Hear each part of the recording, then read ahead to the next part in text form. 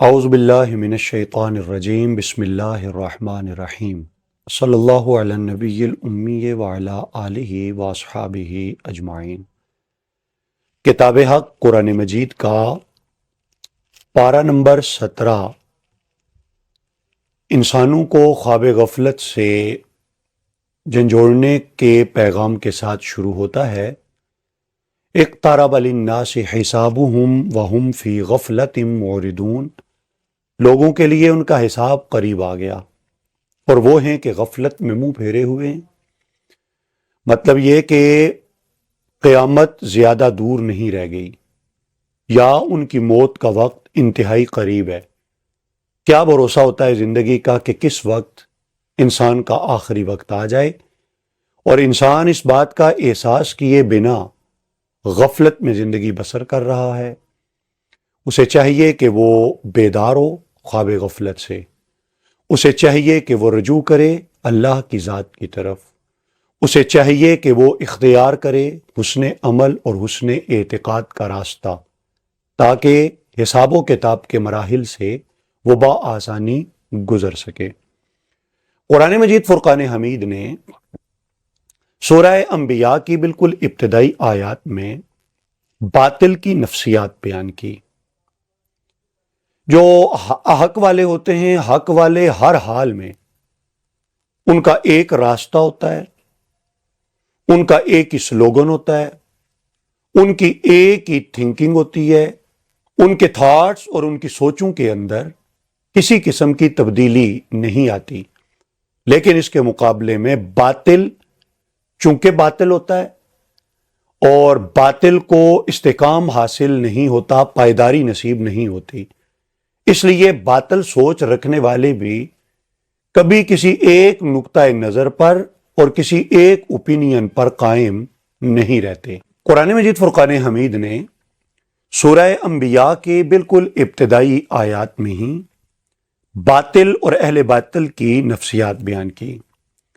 حق چونکہ حق ہوتا ہے اور وہ حق ہونے کی وجہ سے ایک ہی نقطہ نظر پر وہ اڑا رہتا ہے، اور اہل حق ان کی گفتگو کے اندر کبھی جھول دکھائی نہیں دیتی۔ ان کا آغاز جس نقطے سے ہوتا ہے، ان کی زندگی کا اختتام بھی اسی نقطے پر ہوتا ہے۔ اس کے مقابلے میں جو اہل باطل ہیں، چونکہ ان کے سوچوں اور نظریات کے اندر مضبوطی نہیں ہوتی، اس لیے وہ کبھی کسی ایک بات پر، کسی ایک نظریے پر قائم بھی نہیں رہتے۔ ان کی سوچوں کے اندر وقت گزرنے کے ساتھ ساتھ تبدیلی آتی ہے۔ مثلا یہاں قرآن مجید بیان کرتا ہے کہ جب رسول کریم علیہ الصلوۃ والسلام نے اعلان نبوت فرمایا، جب قرآن مجید کا اللہ کی طرف سے نازل شدہ ہونا ان کے لیے بیان کیا، انہوں نے قرآن مجید کے خلاف جو پروپیگیشن کی۔ اب وہ ہم قرآن مجید کے لفظوں میں اگر پڑھیں تو کبھی وہ کہتے کہ یہ قرآن مجید یہ تو خواب میں حضور علیہ السلام دیکھتے اور اٹھ کے بیان کر دیتے، کبھی وہ کہتے نہیں یہ انہوں نے خود سے گھڑ لی ہے، کبھی وہ کہتے کہ یہ شاعری ہے اور رسول اللہ صلی اللہ علیہ وآلہ وسلم معاذ اللہ شاعر ہیں، کبھی کہتے کوئی اجمی آ کر کے رسول اللہ صلی اللہ علیہ وآلہ وسلم کو والعیاذ باللہ یہ سکھا جاتا ہے اور حضور ہمیں یاد کر کے سنا جاتے ہیں۔ گویا کسی ایک بات پہ ان کا قائم نہ رہنا یہی اس بات کی دلیل تھی کہ وہ لوگ دراصل سٹ پٹائے ہوئے تھے قرآن مجید فرقان حمید کی تاثیر پر، اور رسول کریم علیہ الصلوۃ والسلام کے لفظوں اور لہجوں کی تاثیر نے انہیں پریشان کر رکھا تھا۔ ان کا بس نہیں چلتا تھا کہ وہ کس طرح لوگوں کو رسول کریم علیہ تحیۃ و ثنا کے دامن کرم سے وابستگی سے روک لیں۔ یہی ان کی طرف سے الٹی سیدھی باتیں ہانکنا یہ اعلی شعور لوگوں کے لیے ایک پیغام تھا واضح کہ اللہ تعالیٰ نے قرآن مجید فرقان حمید کو ایسی عظمتیں عطا کی ہیں جن عظمتوں کا مقابلہ دنیا کی کوئی پروپیگیشن نہیں کر سکتی۔ اللہ رب العزت نے زندگی کا ایک اہم سبق یہاں قاری قرآن کو یہ سکھایا کہ فَاسْأَلُوا أَهْلَ الذِّكْرِ إِن كُنتُمْ لَا تَعْلَمُونَ۔ اگر تمہیں کسی چیز کا علم نہیں تو اس کا یہ مطلب نہیں کہ تم اپنی جہالت پہ اڑ کے بیٹھ جاؤ اور نادانی پہ، بلکہ قرآن نے کہا کہ اگر تمہیں نہیں پتا تو جو ذکر والے ہیں ان سے تم جا کے بات دریافت کر لو۔ ان سے پوچھ لو، ان سے سوال کر لو۔ دلچسپ بات یہ، یہاں اہل علم کی بات نہیں کی، فَاسْأَلُوا اہل العلم نہیں کہا، بلکہ یہاں فَاسْأَلُوا اہل الذکر کہا، بلکہ فَاسْأَلُوا اہل العقل بھی نہیں کہا۔ اس کا مطلب یہ کہ صرف علم والے وہ بھی منزل آشنا بندے کو نہیں کر سکتے، صرف عقل والے بھی بندے کو منزل تک نہیں پہنچا سکتے۔ ہاں، علم کے ساتھ ساتھ اگر ذکر کی روشنی شامل ہو جائے، اگر اللہ کی یادوں کا نور اس کے ساتھ مل جائے، تو پھر اللہ تعالیٰ علم کو ایسا علم بنا دیتا ہے کہ وہ علم انسان کو منزل تک جا پہنچاتا ہے۔ قرآن مجید فرقان حمید کے 17ویں سپارے میں اللہ تعالیٰ نے حق اور باطل کا موازنہ کرتے ہوئے ایک بڑے مختلف اور منفرد اسلوب کے اندر باطل کا مٹ جانا اور حق کا غالب آ جانا بیان کیا۔ فرمایا بلکہ ہم حق کے ساتھ باطل پر چوٹ لگاتے ہیں تو حق اسے پیس کے رکھ دیتا ہے اور وہ باطل مٹ جاتا ہے۔ اب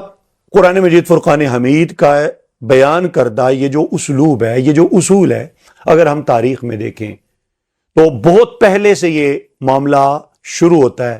کہ اللہ تعالیٰ حضرت ابراہیم کی صورت میں نمرود جیسے باطل پر چوٹ لگاتا ہے۔ نتیجہ یہ نکلتا ہے کہ جو باطل ہے نمرود کی صورت میں وہ مٹ جاتا ہے، اور جو حق ہے حضرت ابراہیم خلیل اللہ کی صورت میں اللہ تعالیٰ اسے غلبہ عطا فرما دیتا ہے۔ پھر حضرت موسیٰ اور فرعون کے معاملات ہمارے سامنے آتے ہیں، پھر رسول کریم علیہ تحیۃ و ثناء اور آپ کی تحریک کی مخالفت کرنے والوں کے روپ ہمارے سامنے آتے ہیں، پھر اس کے بعد کربلا کا واقعہ ہمارے سامنے ہے۔ تو قرآن مجید فرقان حمید نے کہا کہ باطل کا مقدر مٹ جانا ہوتا ہے،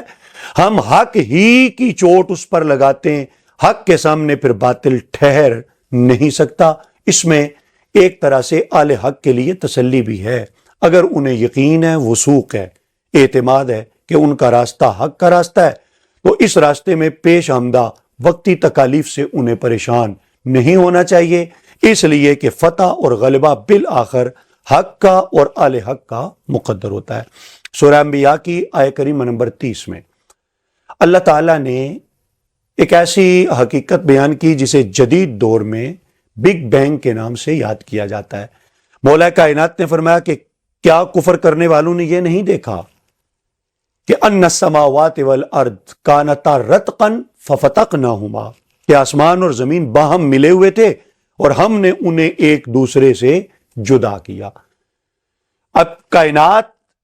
جس دھماکے کے نتیجے میں، جس بگ بینگ کے نتیجے میں معرض وجود میں آئی، قرآن مجید فرقان حمید نے وہ تھیوری